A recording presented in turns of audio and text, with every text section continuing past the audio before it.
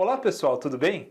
Nós vimos que no caso dos compostos iônicos e dos compostos metálicos, nós temos a formação de um reticulado cristalino que se mantém unido, no caso dos íons, pela forte atração entre as cargas opostas e no caso dos metais, nas ligações metálicas, pela nuvem de elétrons que vai estar então ali transitando entre aqueles cátions dos metais que estão mergulhados naquele mar de elétrons. O que será que acontece agora com a forma geométrica das moléculas, dos compostos covalentes, que nós também chamamos de compostos moleculares? Vamos dar uma olhada?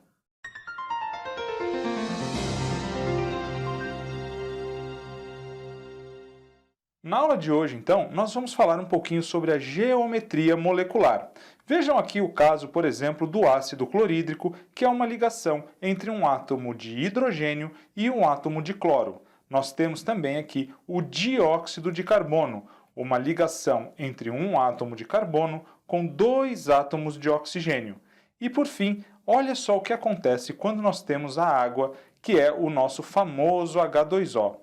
Por que será que no caso da água eu não representei essa molécula de forma linear como as outras duas? É justamente sobre isso que nós vamos falar agora. Vamos ver o que acontece no caso da água. Na verdade, diferentemente do que acontece com essas outras duas moléculas que nós vimos, do ácido clorídrico e do dióxido de carbono, na molécula de água nós teremos elétrons livres, elétrons não ligantes na camada de valência. Vamos dar uma olhada como é que isso acontece. Vejam só, esses elétrons então, eles vão empurrar os pares eletrônicos que estão sendo compartilhados, formando então essa geometria angular. Nós temos que considerar que todos os elétrons da camada de valência estão se repulsando, estão tentando ficar o mais afastados possíveis uns dos outros. Nós podemos então ver a teoria da repulsão dos pares eletrônicos da camada de valência, que nos diz o seguinte, que ao redor do átomo central, os pares eletrônicos ligantes e não ligantes se repelem, tendendo a ficar tão afastados quanto possível. Isso é bastante lógico quando nós lembramos que os elétrons todos possuem cargas negativas e as cargas iguais elas tendem a se repelir. Por isso, os elétrons na camada de valência eles querem ficar numa forma, num arranjo que nos mantenha o mais distante possível uns dos outros. Então é claro que de modo geral, quando nós temos dois ou três ligantes, a geometria linear é bastante lógica, já que nós temos então o máximo de distância aqui com um ângulo de 180 graus.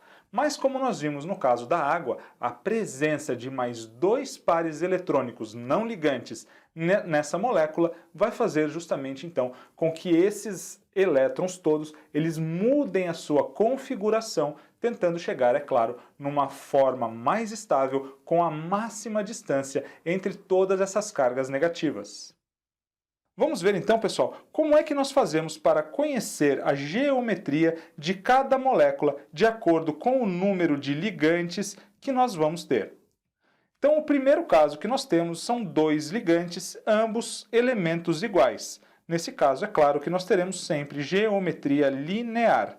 Nós podemos trazer aqui o caso do gás hidrogênio H2, que é a ligação entre dois átomos de hidrogênio numa geometria linear. A mesma coisa vai acontecer no gás oxigênio O2, também uma geometria linear. Isso não importa se nós temos uma ligação simples ou uma ligação dupla.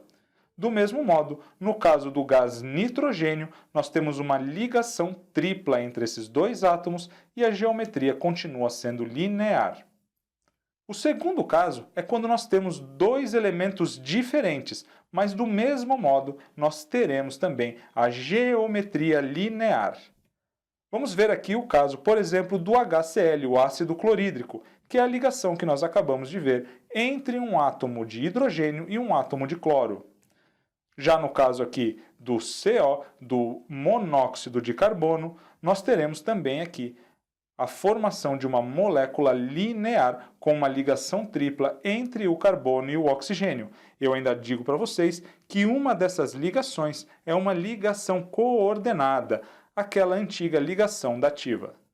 Nós podemos então resumir esses dois primeiros casos dizendo que nós temos sempre, quando nós temos apenas dois átomos se ligando, uma geometria linear. Não importa se são de elementos iguais ou de elementos diferentes. Também não importa se a ligação é simples, dupla ou tripla. Pessoal, o nosso terceiro caso agora é quando nós temos não só dois ligantes, mas nós começaremos agora a ter um átomo central e mais átomos ligantes. Nesse caso, então, um átomo central e dois ligantes, dois átomos ligantes. Nesse caso, também nós teremos a geometria linear formando um ângulo de 180 graus entre os pares eletrônicos compartilhados. Olha só o caso aqui do dióxido de carbono, o CO2. O CO2 vai ter uma geometria linear, mantendo uma distância máxima entre esses pares compartilhados de 180 graus. O nosso quarto exemplo, o nosso quarto caso, também traz um átomo central e dois ligantes, mas além disso nós teremos agora elétrons livres na última camada, na camada de valência, como aconteceu lá no caso da água. Nesse caso nós não teremos mais a geometria linear, mas sim uma geometria angular com ângulo de 105 graus entre os pares eletrônicos. Na verdade, esse ângulo normalmente é de 104,5 graus, mas nós podemos arredondar aqui para 105 graus de modo geral, sem problema nenhum. Nós teremos como exemplo, é claro, o caso da água, o H2O. Então, no caso aqui do H2O, o que nós teremos será um ângulo entre os pares eletrônicos de 105 graus, ou como nós vimos, de 104,5 graus, mantendo a máxima distância possível entre todos esses elétrons que estão na última camada.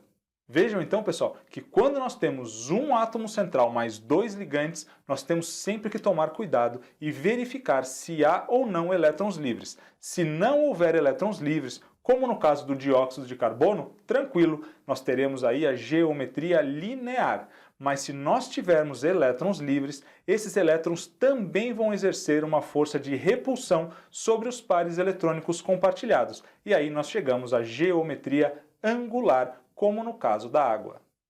E aqui eu trago para vocês uma outra forma de olhar a molécula de água que nos permite ver melhor o arranjo espacial dessa molécula. Essa fórmula de representação é chamada de modelo de Stewart ou de preenchimento espacial, mas fiquem tranquilos que esse nome não costuma aparecer em provas. Pessoal, o nosso quinto caso agora é quando nós temos um átomo central e três ligantes. Nesse caso, nós teremos uma geometria chamada de trigonal plana com um ângulo de 120 graus entre os ligantes. Um bom exemplo aqui seria o trifluoreto de boro, o BF3, que vai então assumir essa forma trigonal plana. Aqui nós podemos ver então cada ligante como se ele estivesse num vértice de um triângulo. Essa também é uma molécula plana, como todas as outras que nós vimos até agora. E o ângulo, a distância entre os pares compartilhados será de 120 graus, gerando então a máxima distância entre esses pares eletrônicos. Mas quando nós temos um átomo central e três ligantes, nós também temos que cuidar se há ou não elétrons livres na última camada. Nesse caso, nosso sexto caso, nós não teremos mais a geometria trigonal plana, mas sim uma geometria piramidal com um ângulo de 107 graus entre os pares eletrônicos. O exemplo aqui mais comum é o NH3, a amônia.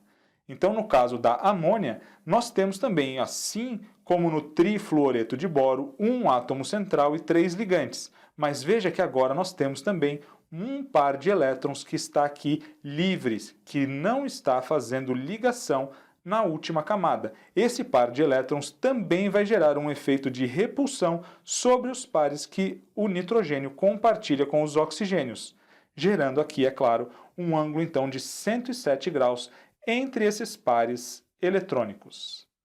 Uma forma mais comum de nós representarmos aqui, quando nós temos agora uma molécula tridimensional, diferentemente das últimas que nós vimos, que eram todas planas, a amônia é uma molécula tridimensional. Então nós vamos utilizar aqui este símbolo, que parece um triângulozinho comprido, totalmente preenchido para indicar que esse átomo de hidrogênio ele está saindo do plano da tela, ele está vindo aí em direção a vocês que estão assistindo a aula.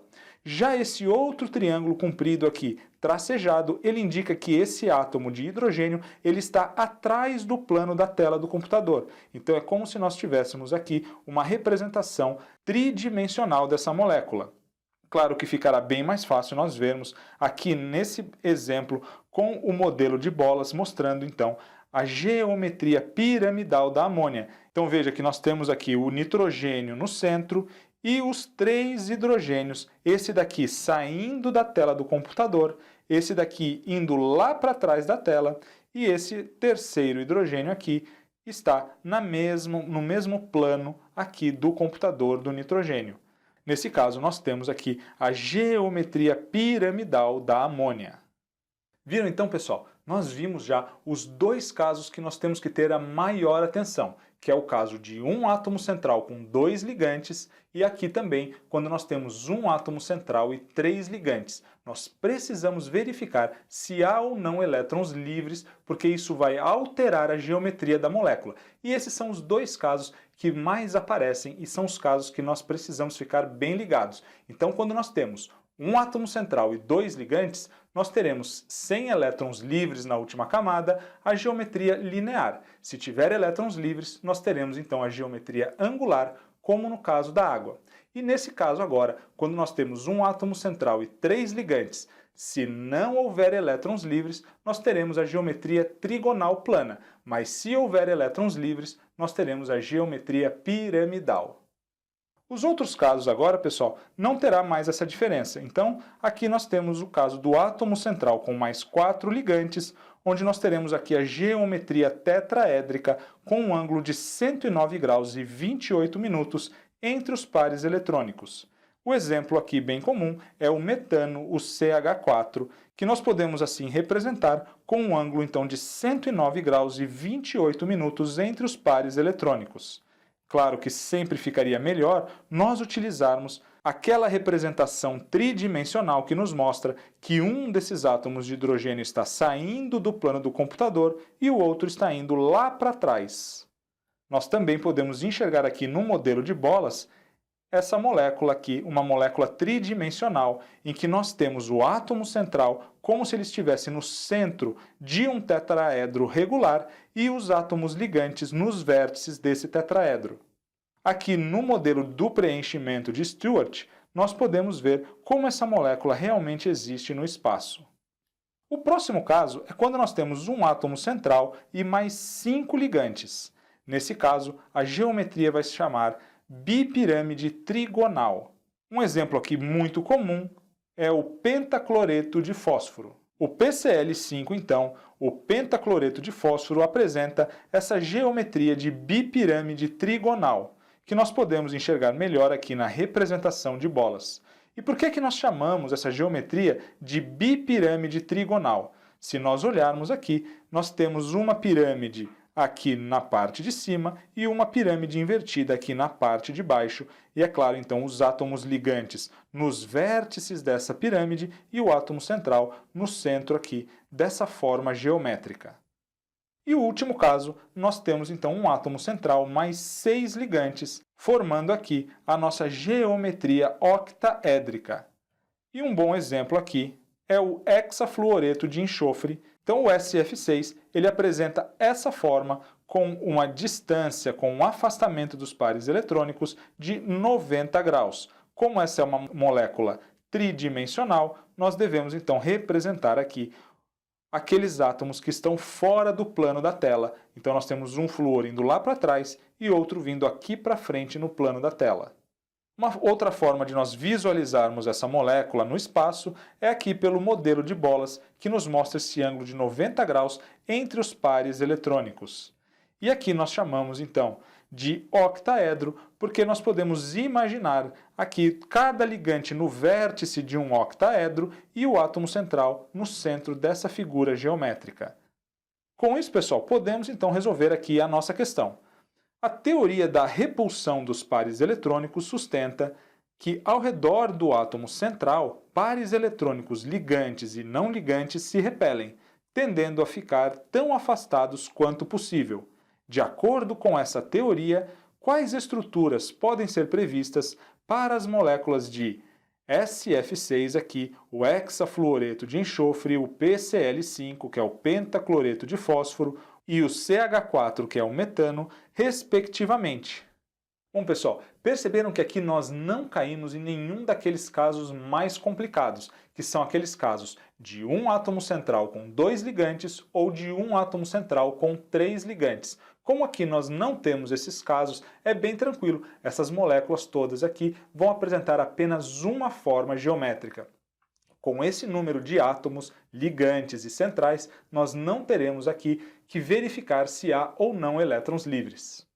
Então, pessoal, nós vimos aqui que no caso do hexafluoreto de enxofre, nós vamos ter uma geometria octaédrica. No caso do PCl5, nós temos a geometria de bipirâmide trigonal. E o CH4 é uma molécula com geometria tetraédrica. Nós vamos encontrar aqui na letra B essa sequência octaédrica, bipirâmide trigonal e tetraédrica. A letra B aqui, portanto, será o nosso gabarito letra B. Ficamos então aqui, pessoal, com a letra B, que é o nosso gabarito, e vimos então qual é o arranjo espacial dessas moléculas. Nós veremos na próxima aula qual é a importância desse arranjo espacial para as propriedades que essas moléculas apresentam. Um forte abraço a todos, vejo vocês lá!